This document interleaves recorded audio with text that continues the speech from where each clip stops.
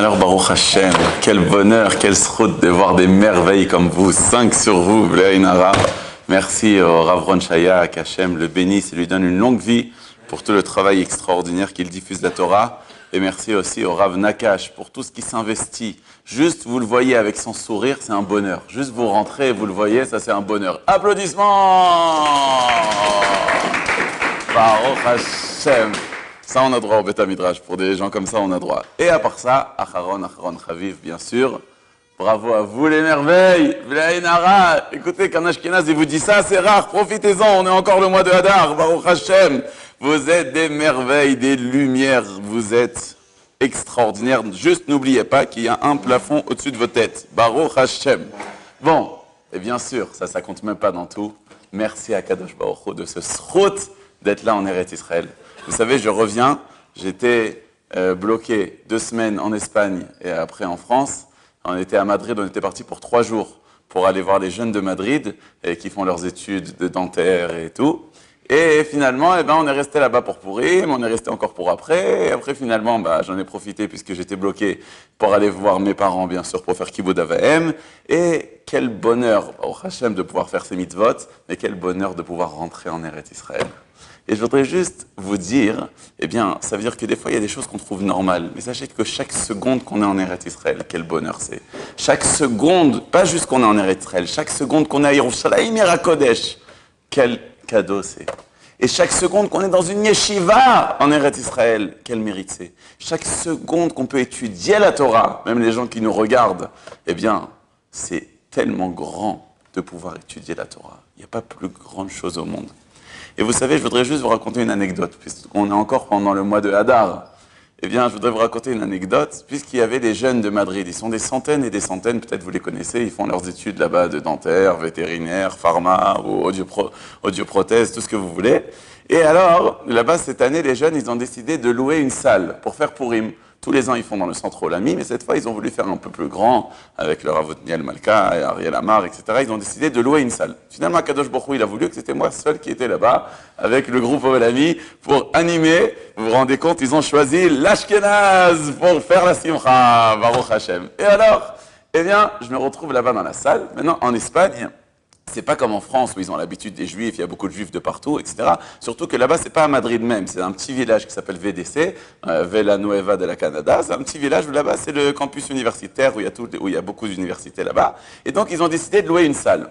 Et quand ils ont loué la salle, ils ont dit, celle qui louait la salle, elle voulait savoir pourquoi des jeunes louent une salle. Alors, ils ont dit, on est des Juifs, on va faire une fête religieuse. Elle a dit, ok, d'accord, très bien. Et alors, finalement, elle voit la fête religieuse, ils arrivent, tous nos amis, ils débarquent, le rabbin, il était en chapeau rouge à paillettes, avec une cravate à paillettes et avec un sifflet et des lunettes qui s'allument, vert, rouge et jaune. Le Baal Koré, il était en pyjama rose africain, avec une bouée énorme, et tous les membres religieux de la communauté juive, chacun était déguisé en Spider-Man, en Batman, en truc, et elle dit, ah, c'est ça votre religion ? Alors, on a dit oui, mais attends, elle a rien vu encore, parce que après, finalement, ça a à peine commencé la Megillah, tout le monde crie Aman, et le rabbin qui crie, qui hurle, ça saute et tout, mais c'est pas encore fini. Elle a failli tomber à la renverse, quand tout d'un coup, elle voit que chaque garçon, il arrive avec un carton de bouteilles de vin, Bléaïn Hara. Et elle a eu tellement peur, je vous assure que c'est vrai, qu'elle a appelé la sécurité. Elle a dit, ça va se terminer avec un meurtre. Tellement de jeunes avec tellement d'alcool, il va y avoir un meurtre ici.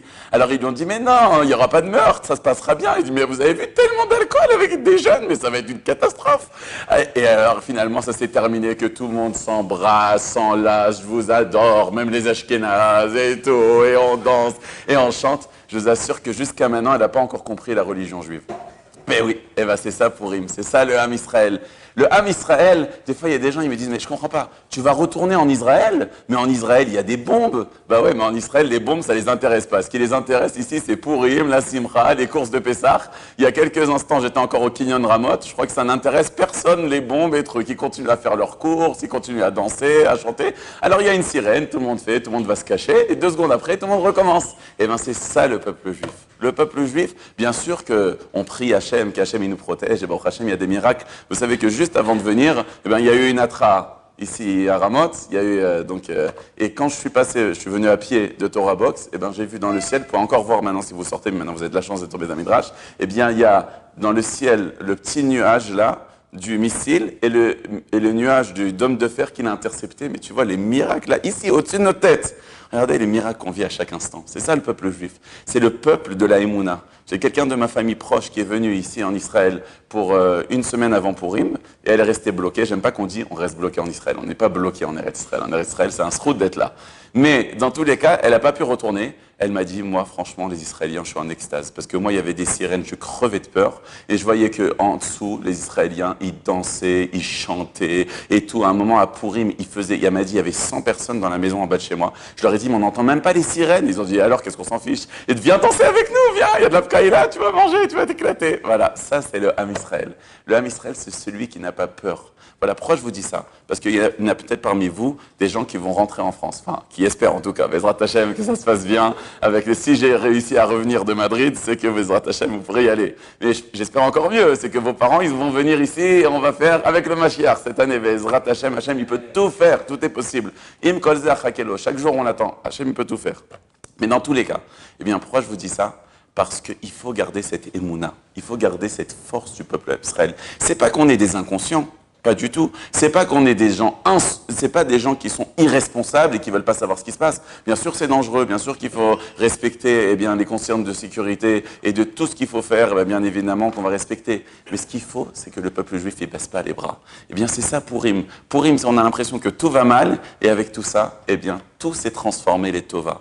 Donc, on sait que de chaque difficulté, de tout, eh bien, tout se transformera pour des choses magnifiques qu'il y aura pour l'âme Israël.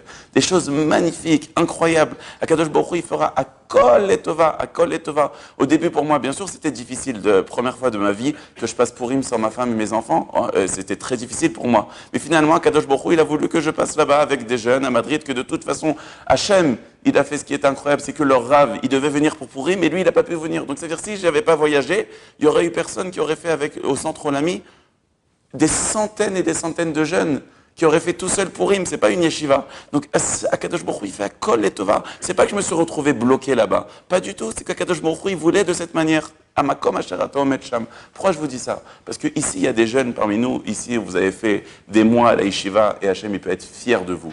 Vous avez étudié, vous êtes venus le matin et c'est pas facile parce qu'ils font des fois shacharit. À quelle heure ils font shacharit ici? 7 heures, en plein milieu de la nuit d'un garçon. Je sais pas pourquoi en plein milieu. Ah, c'est fait à une heure normale, midi, 1 heure quand on se réveille. Non, à 7h30 en plein milieu de la nuit. Bref, et il faut se lever le matin, et on se lève, et on arrive, et on vient tous les matins, etc. Et c'est pas facile, et encore il faut venir étudier, et le Eyoun, et la Bekiout, et les Shiurim, et les choses. C'est pas facile. Mais sachez une chose, c'est de se rendre compte du plaisir et du bonheur qu'on a. Et c'est après des mois et des mois qu'on a étudié qu'on n'est pas la même chose. Mais seulement, ça, c'est un peu un monde idyllique. C'est un beau monde, ça. Vous êtes à l'Yeshiva. Mais quand on rentre à la maison, il y en a parmi vous qui habitent à Sainte-Pierre-la-Paluche. Et là-bas, le seul juif, c'est le président de l'association des collectionneurs de timbres israélites. Et qui organise une cérémonie en souvenir de ce qui s'est passé en 1897. Ouais. Et vous êtes là-bas et vous lui parler du Chazon Ish et comme moi, dans un certain endroit où j'étais il n'y a pas longtemps, et je leur ai dit Shabbat Zachor, ils m'ont regardé comme si je parlais de la NASA, je ne savais pas de quoi je parlais. Et bien la même chose, si vous êtes en plein Borer, et vous venez d'apprendre le Rashba, et Rabbi Abba, et Rabbi Truc, et vous allez dire sur Pessah qu'il faut faire un bitoul, et qu'il faut faire attention, et la Khumra aussi, d'après le Chazon Ish, et les Shiurim de Kazayit, et vous arrivez dans votre synagogue, et quand vous parlez de Pessah, je dis, ouh là là, mais ça c'est en hébreu, je comprends pas très bien ça. Et vous vous dites, mais qu'est-ce que je fais là? Il n'y a pas qu'est-ce que je fais là. Akadosh Baruch Hu, maintenant vous avez fait votre travail d'être à la yeshiva, ça c'est magnifique. Maintenant votre travail, il commence maintenant. Il commence, c'est prendre la yeshiva et de l'emmener à la maison. Avec amour et avec simcha. Parce que la Torah, ça ne doit pas être, Shalom, un cauchemar. Ça ne doit pas être quand tu reviens à la maison et tu vois ton papa ou ta maman que sans faire exprès, ils ont fait borer et tu leur dis oh, maman, chayav karet, mita bide shamayim. Oh là là. Et tu peux, si tu veux, il y a un tikkun du Harizal que si tu jeûnes pendant 960 jours sans s'arrêter, peut-être tu peux avoir une kapara béchogeg. Tu dis ça à tes parents, ils vont dire waouh, waouh, lavage de cerveau, Daesh, très grave là. Voilà, chaque fois, là c'est même plus un psychologue, c'est un psychiatre P4 numéro 5. Donc Chazvé Shalom, il faut pas, la Torah c'est pas comme ça. La Torah c'est pas, la Torah elle est derachea darche noam. Il faut savoir que notre Torah c'est un bonheur et la Torah on l'a fait passer avec bonheur, on l'a fait passer avec simcha. Mais là on a fait la yeshiva, là vous êtes venus à la yeshiva, maintenant votre travail c'est de ramener la yeshiva à la maison. C'est de ramener la bonne simcha, de ramener la émouna des Israéliens, de ramener la émouna des Bnei Eretz Israël, des gens qui baissent pas les... Quand des fois on arrive dans d'autres pays, ils disent « Oh, il fait pas beau aujourd'hui, oh, les municipales, oh, c'était pas ça, les résultats... c'est pas... » Eh ben, tu dis, bah, franchement, il y en a que eux, leur souci, c'est qu'ils ont des missiles, et avec ça, ils sont contents. Donc c'est ça qu'on doit ramener, cette émouna, cette force, cette simcha, c'est ça qu'on doit faire maintenant. Notre travail, il n'est pas terminé quand c'est les vacances, quand c'est Ben Azmanim, c'est de prendre toute cette Gdusha et de l'emmener dans n'importe quel endroit. Et pas dire qu'est-ce que je fais là, pourquoi j'habite dans ce village, les proches j'habite là, et proches j'habite dans des endroits. Au contraire, maintenant toi tu vas apporter ta lumière, toi tu vas apporter un peu de simcha, un peu de Gdusha, un peu de... Vous pouvez pas savoir, même des fois, quand j'étais... Là-bas, Mina Shamaim, Hachem, il a pu faire que j'ai eu ce bonheur d'être chez mes parents, qu'Hachem les garde en bonne santé jusqu'à 120 ans. Chaque fois que je voyage, vraiment, Hachem, il est témoin. En tout cas, j'essaye, bien évidemment, chaque fois que je voyage à n'importe quel endroit, ça fait même rire le responsable des voyages de Torah Box. Chaque fois que je voyage, j'essaye toujours de passer par Lyon. Et des fois, c'est des folies furieuses, parce que des fois, je suis à Montpellier, un truc, je prends un train pour Lyon, je redescends, un truc, toute la journée. Et chaque fois, il rigole, il dit, un jour, tu vas aller à New York, tu vas faire un atterrissage à Lyon, après tu repars. Et cette fois, c'est la seule fois où je pouvais pas aller à Lyon. Pourquoi? Parce que c'était un voyage la veille de Pourim, mais je revenais la veille de Pourim, donc c'était impossible, je ne pouvais pas laisser ma femme. Finalement, Hachem, il a fait que je suis resté Pourim, mais je suis resté une semaine chez mes parents. Vous voyez? Donc, Baruch Hachem, Akadosh Baruch Hu, ce qu'il fait, c'est les Tova. Mais je vous dis juste une histoire. Quand je marchais avec mon papa, qu'Hachem le garde en bonne santé jusqu'à 120 ans, je marchais dans la rue Place Bellecour à Lyon, au centre-ville. Tout d'un coup, il y a un monsieur qui n'est pas juif et qui a dit « Monsieur, vous avez une lumière sur vous ». Je parle pas de moi, il parle de mon père. Mais ça veut dire, vous voyez, même des fois, des non-juifs, ils peuvent voir que quelqu'un qui a une classe, quelqu'un qui représente la Torah, c'est vous que vous... On vous demande pas, nous, on n'est pas une religion de prosélytisme, on n'est pas une religion qui veut convertir les autres, pas du tout. Mais au moins, représenter la Torah. Le sourire de la Torah, le sérieux de la Torah, l'honnêteté de la Torah. Moi, à la maison, je collectionne des petites bouteilles en plastique d'eau minérale. Quelqu'un qui vient chez moi, il pourrait comprendre quel rapport avec des bouteilles d'eau minérale.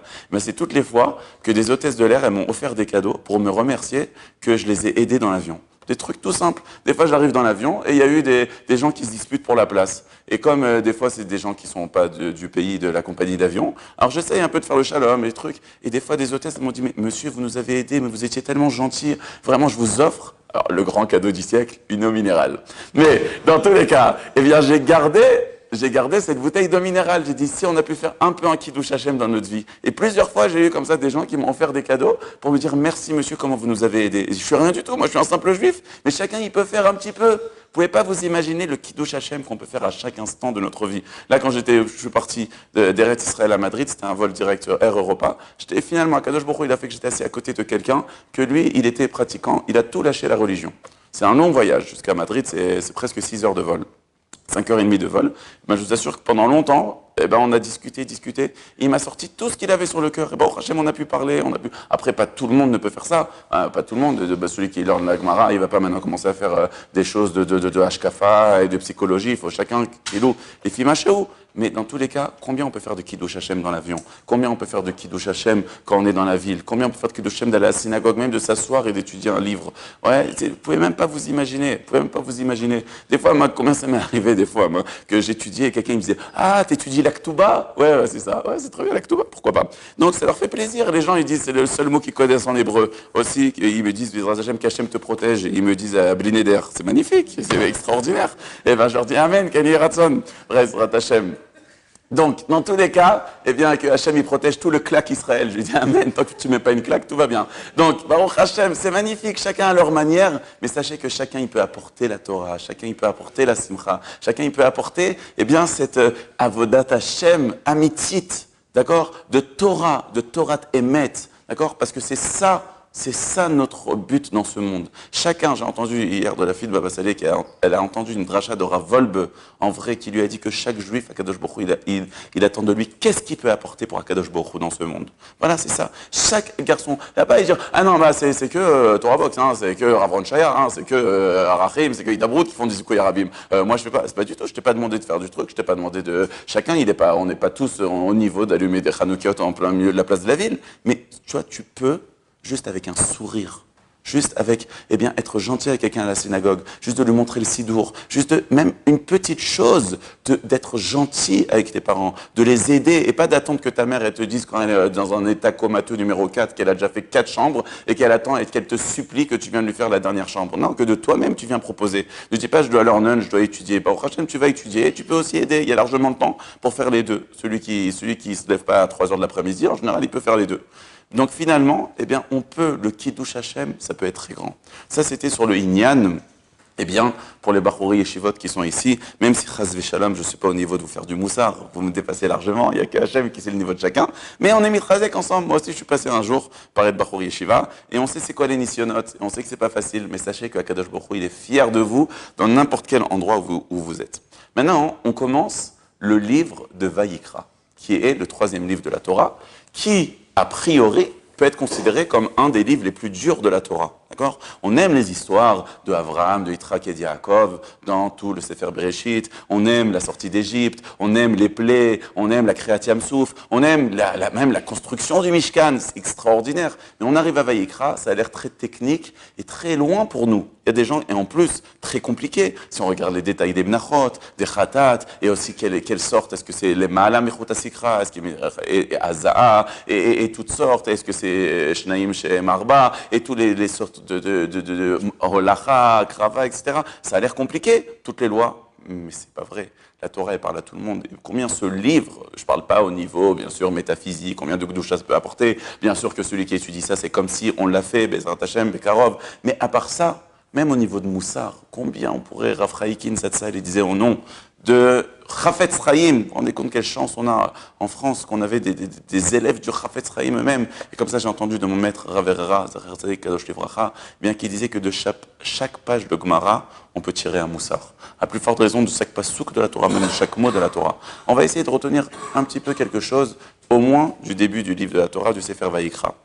Dans le Sefer Vayikra, la Torah, elle nous énumère les différents korbanot. Et il y a des korbanot qui s'appellent le korban olé veyoret. C'est quand même important de connaître les sortes de korbanot. Quand on est à la yeshiva, il y a beaucoup de choses à étudier. Bien sûr, la Gemara Be'iyun, bien sûr, la Gemara Be'kiyut, bien sûr, la halacha, le Mishnah Bora, bien sûr, d'étudier le moussar, c'est important. Mais le chumash Rashi, c'est une base. C'est une base, comme dit le Chotraim la roche. C'est la base de tout. Et il faut trouver le temps, même si c'est plus tard, mais il faut étudier le Chumash Rashi, c'est très important. Et même dans les détails, et vous savez que quand on étudie le Chumash Rashi, on peut mieux comprendre la tfila. Quand tu fais la tfila, tu comprends qu'est-ce que tu dis. Des fois même des zmirot. Des fois, à la table du Shabbat, je cherche pas des Dvar Torah compliqués, mais avec mes enfants, je traduis les zmirot.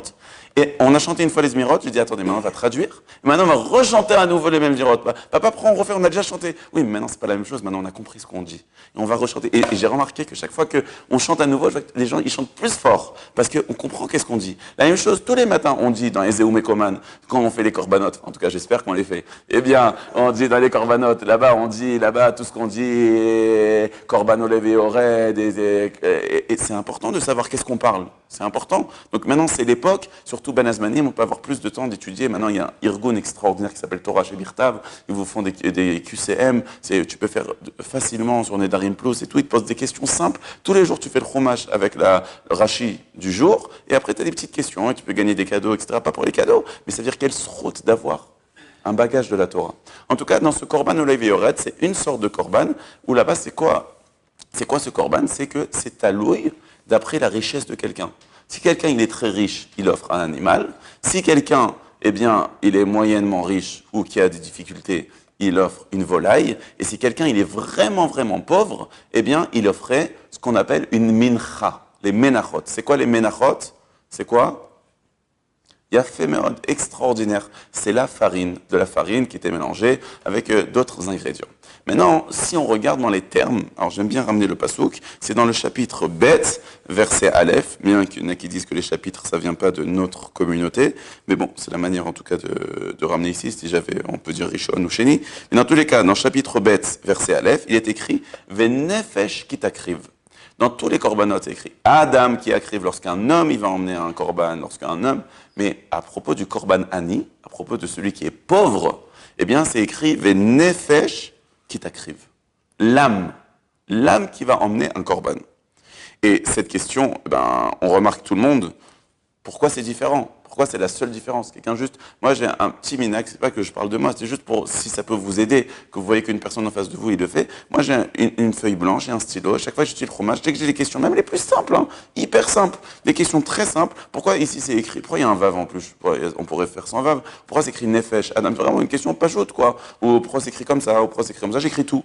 Ma feuille. Et après, si je vois que Rachid répond, alors je barre la question. Si je vois pas, je la garde pour l'année d'après. Si peut-être un jour je trouverai dans un mefarech, mais au moins j'ai la question. Et j'essaie. Et ça c'est une question simple. Si je me trompe pas, je l'avais écrit. Pourquoi c'est écrit tout? C'est écrit Adam, Adam, Adam. Et là c'est écrit Nefesh. Nefesh qui écrit. Mais en vérité, on n'a pas besoin de chercher loin. Déjà c'est Rachid qui va poser la question. Et c'est en vérité Rachid. Ça vient de l'Agmara. L'Agmara dans Menachot. Davkouf Dalet Amoudbet. Les Chazal ils disent pourquoi c'est écrivé Nefesh qui t'écrive. Et de ça, ils nous disent Amar Rabbi Yitzhak. Rabbi Yitzhak, il dit, Mipnema nishtanet mincha. Pourquoi la mincha? Eh bien, elle est différente des autres korbanot qu'il est écrit nefesh. Amar Akadosh Baruch Hu. Akadosh Baruch Hu, il a dit, Medarko leavi mincha. C'est qui emmène une mincha? C'est qui emmène une mincha? C'est qui?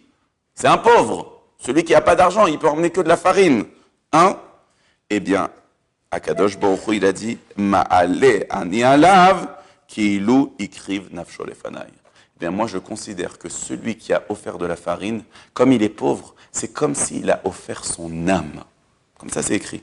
Donc, qu'est-ce qu'on apprend d'ici? Que pourquoi Kadosh Baruch Hu dit son âme? Parce que Kadosh Baruch Hu dit, c'est pas qu'il a donné pas beaucoup d'argent. Combien ça coûte un kilo de farine? Ça coûte pas grand-chose. 1 euro, 2 euros, 3 euros. Alors, peut-être même c'était la farine du Beth Amikdash qui était un peu mieux. Et c'est pas comme un par qui va coûter 3 000, 4 000 euros, 10 000 euros, je sais pas. Eh bien, même si tu as offert 3 euros, Akadosh Baruch Hu, il te dit, je considère ça comme s'il a offert son âme.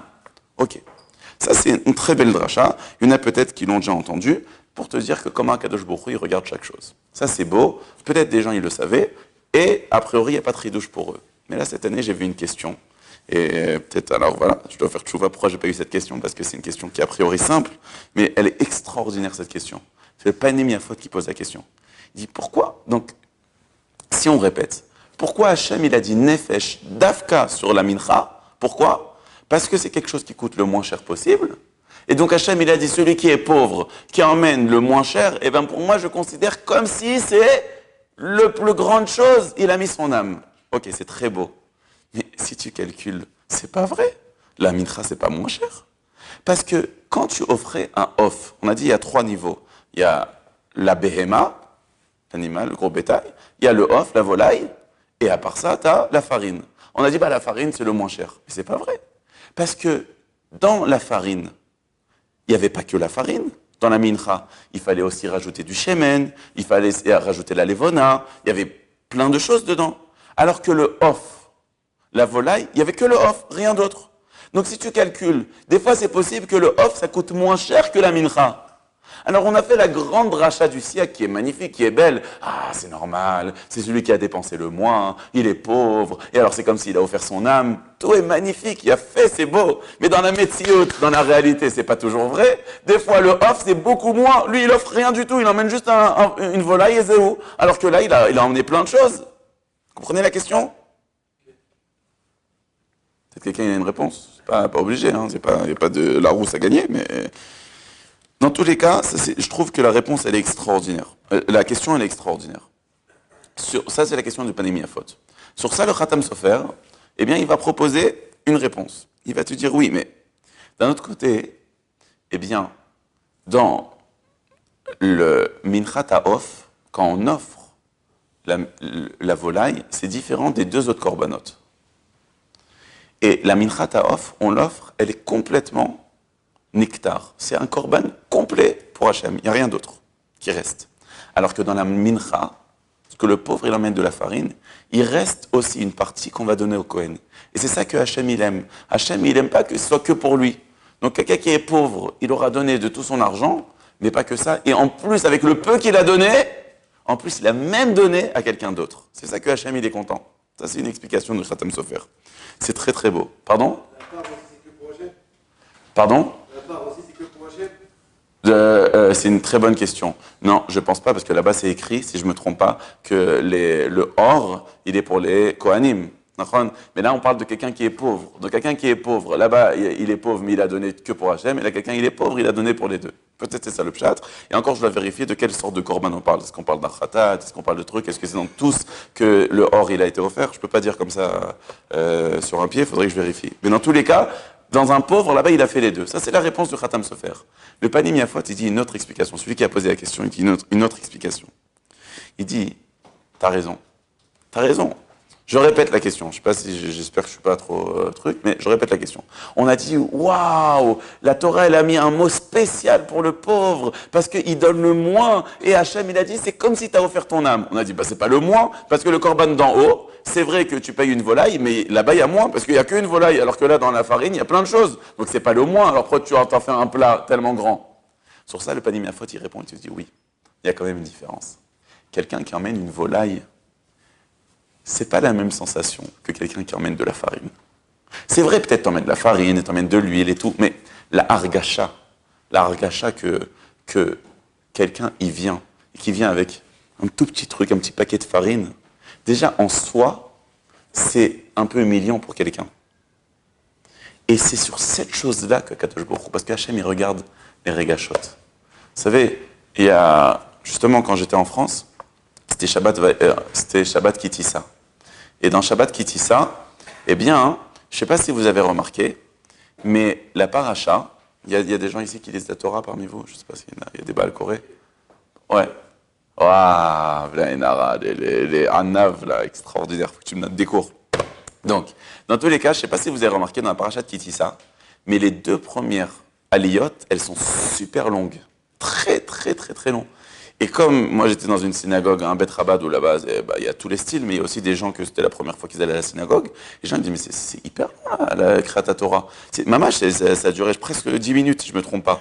On n'arrêtait pas, normalement une alia, c'est 5 minutes, on s'arrête, on reprend. Et c'est étrange parce que Kitissa, les deux premières aliotes, elles sont très très longues, et après elles sont toutes courtes. Et c'est pas du tout comme les autres parachutes qu'on a l'habitude, qu'en général c'est à peu près symétrique. Et je m'en souviens que j'étais assis là-bas à la synagogue, il y a des gens autour de moi qui disaient, c'est bizarre, ils disent, je me trompe ou c'est vraiment long ce Shabbat? Et là-bas, bon, on m'a donné la parole, c'était pas prévu, et j'aurais dit juste une chose, je leur ai dit, vous savez pourquoi c'est tellement long? Pourquoi c'est tellement long ces deux parachutes? Pourquoi c'est pas symétrique, comme toutes les parachutes, qu'on sépare, voilà, un certain nombre pour tout le monde, et là ça devient un peu plus normal que tout le monde monte dans un laps de temps. Je m'en souviens, le Lévi, il est resté très longtemps à la Torah. Pourquoi? Vous savez pourquoi? Parce que dans Kitissa, de quoi on parle? On parle du Hegel, de la faute du Vaudor. C'est une faute qu'on ne veut pas trop se rappeler, mais on est obligé de le lire quand même dans la Torah. Maintenant, si on avait dispatché la Torah, la paracha, comme toutes les autres parachiotes, ça serait sorti que le Hegel, il aurait été vers le milieu. Qui serait monté? Le troisième, le quatrième, le cinquième. C'est qui monte le troisième, le quatrième, le cinquième? C'est un Israël. Alors que là, quand on a coupé la paracha, qu'on a lu toute la paracha d'un coup au Lévi, et après, c'est le Israël, on a lu le Hegel dans le Lévi. Et le Lévi, il n'a pas fauté dans le Hegel. Donc pour lui, c'est pas une honte. Alors que si on avait tout fait dans l'ordre, ça aurait été un Israël qui serait monté, on aurait dit, tu te rends compte, toi tu es un Israël, mais ton ancêtre, il a fauté au Hegel, ça aurait fait honte à quelqu'un. Mais il y a des gens, les pauvres, ils vont à la synagogue, ils comprennent rien du tout. J'ai déjà vu des gens qui montent à la Torah, Baruch ata Hashem, motzi lechem min haaretz. J'ai déjà vu des gens, ils comprennent absolument rien. Alors ça lui fait quoi honte? Lui, ça lui rentre de l'un, ça sort de l'autre. Oui, mais la Torah, elle te dit non. Même si une personne, ça peut lui faire honte, c'est pas tout le monde qui a la darga du Gaon de Vilna. Le Gaon de Vilna, lui, quand il étudiait à la fin de sa vie, il avait plus besoin de toutes ces armoires de Sfarim, il avait plus besoin de ça. Le Gaon de Vilna, à la fin de sa vie, il étudiait la Torah avec un Sefer Torah. Voilà. Lui, quand il voyait la Torah, il pensait à Rashi, il pensait au Rashbam, il pensait au Ritva, il pensait déjà au Tour, il pensait au Shulchan Aruch, il pensait à tous les Nosekelim, il pensait à tout. Ça, c'était une darga du Gaon de Vilna. Pas tout le monde a cette darga que quand il étudie, quand il est Baal Koré, il se rappelle de tous les Rashi, comme je connais des Baal Koré comme ça, je m'en souviens à Getsed. Eh bien, pas tout le monde a cette madriga. Et bien, même pour une personne, on ne fait pas le bisayon à quelqu'un. Même quelque chose qu'a priori, ça lui fait pas grand-chose. Ça lui fait pas grand-chose. Ouais. Si quelqu'un, on va dire, il est pas très maigre. Oui, Hachem, il a fait comme ça. Et tu vas commencer à parler, tu vas dire, ah ouais, dans ce pays, c'est que des gens qui ont du surpoids. Bah, tu parles pas de lui, mais ça lui fait honte, sans faire exprès. Même s'il n'y a pas de honte, chacun il est né comme il est né. Et on peut pas juger quelqu'un. Chacun il a des choses. Mais c'est-à-dire, la Torah, elle te dira comment tu dois faire attention. Eh bien, la Torah, elle te dit, même si le Hani, finalement, il a payé plus, parce qu'il a payé aussi la farine, aussi de l'huile, aussi de la levona, mais finalement, sa argacha, son sentiment, c'est quand même plus humiliant de venir avec de la farine qu'avec une volaille. Qu'une volaille t'a quand même emmené quelque chose. Eh bien, c'est ça que la Torah, elle te dit. Regarde comment un Kadosh Baruch Hu, il regarde les sentiments de chacun. Vous savez, il n'y a pas longtemps, j'étais dans un endroit où quelqu'un, il étudiait la Gemara. Il étudiait la Gemara avec quelqu'un d'autre. Et je voyais, c'est beau d'étudier, il n'y a pas plus grande chose au monde d'étudier, si pouvez-vous, quand vous rentrez en France, bien d'étudier avec quelqu'un, c'est tellement grand, c'est tellement magnifique. Mais peut-être cette personne, sans faire exprès, chaque fois qu'il a étudié, et l'autre, il ne connaissait pas, et c'était beau, j'étais ému aux larmes de voir comment il étudiait l'autre.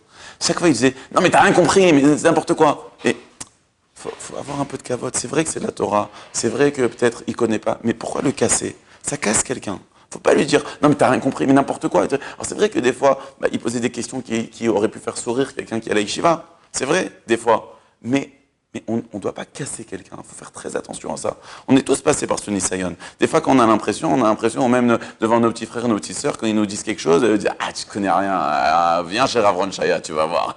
Tu ne serais même pas rentré au Beth Midrash, Bichal, je t'avais dit ça. C'est vrai, c'est joli, mais la Torah, elle fait attention aux sentiments. Ça, c'est la première chose. Et la deuxième chose, eh bien, cette notion de Hanava, c'est ça qui nous amène la plus grande chose. On pourrait parler beaucoup de ça, sur cette notion de Hanava, mais je vais sauter. Ça, c'est des paroles, je ramène bien sûr les paroles de mon maître, Raphaël Kaufman de Gateshead, mais je vais sauter, bien qu'il y a plein de choses qu'on pourrait parler, mais il y a une chose qui m'a beaucoup frappé. Et vous savez, chaque fois on étudie, ma grand-mère Zichronah Livracha, eh bien, elle me disait, j'ai 70 ans, depuis que je suis petit, j'entends des rabbins, j'ai jamais entendu le rabbin qui a dit la même chose. La Torah, elle est vraiment infinie. Et même si un rabbin, il dit Amen vers Torah, chacun, il a sa manière de le dire. Et là, je vous dis, chaque année, on peut étudier, on peut faire des cours et tout. Chaque année, tu découvres des chidushim. Mais c'est un bonheur, comment tu vois, la Torah, elle est infinie. Et ça, cette année, en étudiant la Haftarah, je me suis rendu compte d'un chidush que j'avais jamais remarqué. Je le trouve tellement beau que j'ai pas envie de le dire à la fin du cours, j'ai envie de le dire maintenant. Voilà, chacun ses kiffs, moi c'est mon kiff. Baruch Hashem, acheter la Hashgacha de kiff de Paris. C'est extraordinaire. Ça sera un vrai kiff. Donc, dans tous les cas, eh bien, je voudrais juste vous lire ce midrash, si je ne me trompe pas. Tout le monde connaît l'histoire qu'on a appris au Gan, au Talmud Torah, que quand Hachem il a voulu donner la Torah, il y a eu les montagnes qui se sont disputées. Vous avez déjà entendu parler de ça? Ouais, il y a eu 3 montagnes qui rêvaient de recevoir la Torah. Il y a eu le mont Carmel il est dans la ville de Haïfa.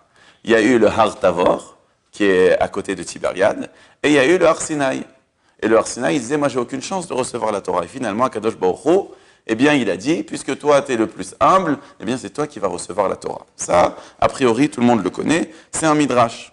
Ici, il ramène le midrash dans Bamidbar Rabbah, chapitre Yud Gimel, Piska Gimel. Comme ça, c'est écrit. Et il ramène là-bas le midrash, le pasouk dans Mishlei, Chavtet Rav Gimel, où c'est écrit Gavat Adam Tashpilenu, Veshafal Ruach Yetmor Kavod. L'orgueil de quelqu'un, ça le rabaisse, mais quelqu'un qui est Shafal Ruach, quelqu'un qui a, eh bien, qui est humble, qui est comme ça, qui rase les murs, entre guillemets, eh bien, Hachem, eh bien, il lui donne des honneurs. Ça, c'est tout très beau, magnifique, ça, tout le monde le connaît. Mais d'un autre côté, et là, le chidouche que j'ai découvert cette année, c'est que l'histoire, elle ne s'est pas terminée là. Elle ne s'est pas terminée là. Je trouve ça tellement beau. Si vous regardez, il n'y a pas longtemps, dans les Haftarot, et ça aussi, je ne veux pas trop vous rajouter, mais c'est tellement beau d'étudier Haftarot. Cette année, je me suis mis sur l'Haftarot. C'est un délice les Haftarot. Il n'y a pas très longtemps, dans Parashat Beshalach, la Haftara de Beshalach, c'est la Shira de Dévorah. Alors ça, entre parenthèses, pourquoi la Shira de Dévorah? Parce qu'il y en a qui disent, je dis vraiment rapidement, que la femme de Moshe Rabbeinu, elle a raté Kriyat Yam-Souf. Bah oui, parce qu'elle était avec Moshe Rabbeinu, mais après Aaron, il lui a dit, pourquoi tu la prends avec toi? Et ça suffit pas, il n'y a pas assez d'esclaves, finalement, elle est retournée, elle est arrivée, Marloquette, est-ce qu'elle est arrivée avant Matan Torah, après Matan Torah avec Yitro, mais elle a raté. la sortie d'Égypte, elle a raté Kriyat Yam-Souf, elle a eu beaucoup de tsar, beaucoup de peine. Et c'est écrit que par cette peine qu'elle a eue, qu'elle a raté ça, Hachem, il a fait revenir en Gilgul dans Dvorah, et c'est elle qui a fait la Shira de Dvorah. Et c'est pour ça que la Haftara, si je me trompe pas, j'avais vu, je crois, c'était un Pélé que j'avais vu ça, j'avais ramené à mon Rav, je m'en souviens. Si je me trompe pas, j'avais vu ça ou dans Pirkei de Rabbi Eliezer, ou dans Derez Rabbah, un des Midrashim, j'avais vu ça, c'est même un chidouche. Dans tous les cas, eh bien, dans cette Shira de Dvorah, là-bas, on dit que Dvorah, elle a fait où cette Shira? Elle a fait sur le Har Tavor, avec Barak. Et là-bas, le Lachon qui est écrit, eh bien, c'est un Lachon qui est intéressant. C'est écrit Anochi, Anochi. 2 fois on répète Anochi, Anochi. Vous pouvez regarder là-bas, c'est très beau. La même chose, qu'est-ce qui s'est passé sur le Har HaKarmel? Il y a eu aussi un événement très grand qui s'est passé sur le Har HaKarmel. C'est quoi l'événement très grand qui s'est passé sur le Har HaKarmel? C'est Eliyahu Navi. Lorsque vous allez à Haïfa, vous voyez le mont Carmel, eh bien là-bas, il y a eu l'histoire d'Eliyahu Navi avec les Nevi à Baal. Je ne peux pas maintenant m'allonger, mais c'est une histoire où eh bien, les Juifs, ils étaient un peu les deux, ils faisaient un peu Avodah Zarah, un peu Hachem, jusqu'à que il a dit c'est pas possible, jusqu'à quand vous allez être assis matin, il y a un poste acheté à Seipim, et finalement, vous devez choisir. Et ils ont choisi Hachem, et finalement, Hachem, il leur a montré. Enfin, il y a eu le miracle que Eliyahu Navi, il a dit Hachem, si tu es là, eh bien, tu vas faire tomber le feu du ciel, et avec tout l'eau qu'il y avait, et malgré tout, eh bien, il y a eu ce miracle extraordinaire. Et là, on a dit 2 fois Hachem ou Elohim, Hachem ou Elohim. Et c'est de là que c'est venu ce que nous, on dit à la synagogue, Hachem ou Elohim, Hachem ou Elohim. C'est intéressant, parce que dans ces 2 endroits, au Har HaTavor et au Har Carmel, c'est les 2 endroits où c'est écrit une kfelut. Une kfelut. Anochi, Anochi, quand on dit l'Haftara, c'est flagrant, c'est vraiment frappant. Pourquoi on répète 2 fois? Je m'en souviens, même moi, je l'ai écrit. Pourquoi on répète 2 fois? Anochi, Anochi. C'est pas le Lachon Ragil. Et la même chose encore, prenez un avis, il a besoin de répéter Hachem ou Elohim, Hachem ou Elohim. Une fois on dit Hachem ou Elohim. Eh bien là, j'ai vu que c'est extraordinaire. Rashi ramène au nom du Midrash Agada, c'est pour dire que Akadosh Baruch Hu, il n'a pas oublié le salaire. Nous, on connaît tous le début de l'histoire. Les montagnes se sont disputées, on a envie d'avoir la Torah, et Hachem il a dit non, vous n'aurez pas parce que vous avez de la Gahava. Alors, eh bien, je vais terminer là parce que c'est déjà l'heure, mais en tout cas, eh bien, Hachem, il n'a quand même pas oublié qu'il y a des gens qui ont mis tout leur cœur pour recevoir la Torah.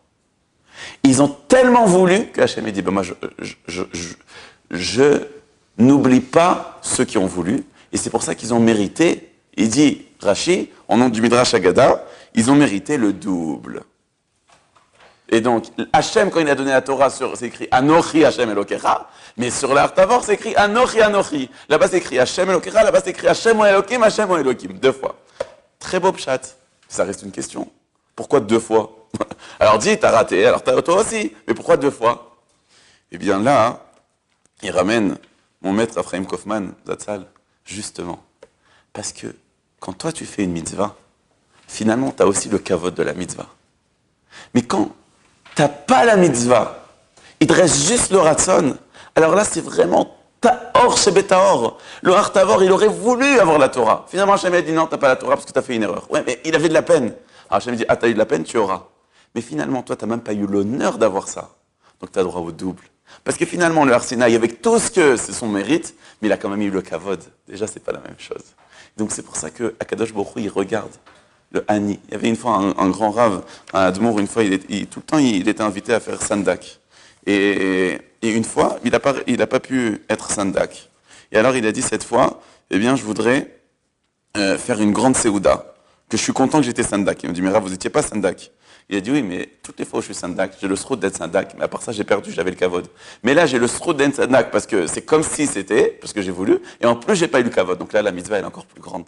Donc si des fois, vous avez étudié, et vous revenez à la maison, et votre parent, il dit, mais qu'est-ce que tu es en train de te prendre la tête, là, en train de nettoyer sous l'armoire? Ça va, faut se calmer, qu'est-ce que tu es en train de faire?